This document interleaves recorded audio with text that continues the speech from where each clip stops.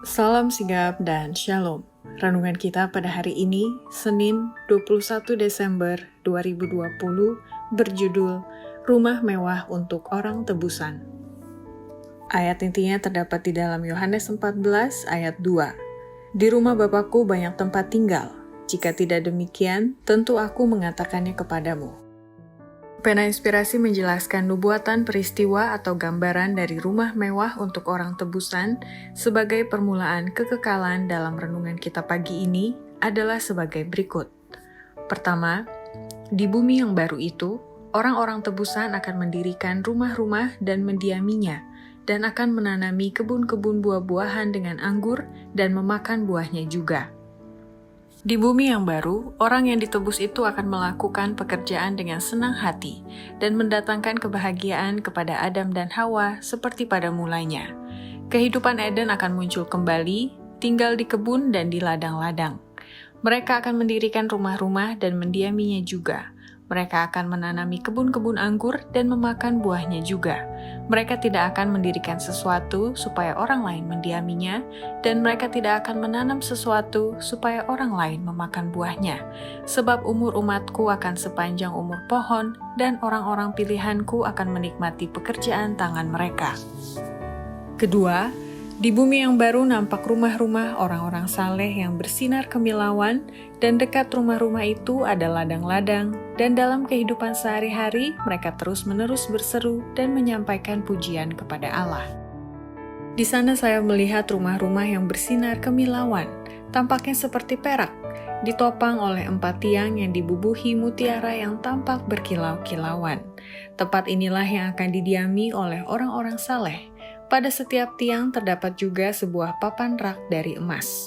Saya melihat banyak dari antara orang-orang saleh itu masuk ke dalam rumah itu, kemudian membuka mahkota mereka yang berkilau-kilauan dan meletakkannya di atas rak itu. Kemudian baru mereka keluar menuju ladang-ladang dekat rumah-rumah itu, melakukan sesuatu sebagaimana waktu mereka masih di dunia. Tetapi bukan sebagaimana waktu kita di dunia. Sekali-kali bukan seperti itu. Terang yang berkilau-kilauan memancar menerangi kepala mereka, dan terus-menerus mereka berseru dan menyampaikan pujian kepada Allah.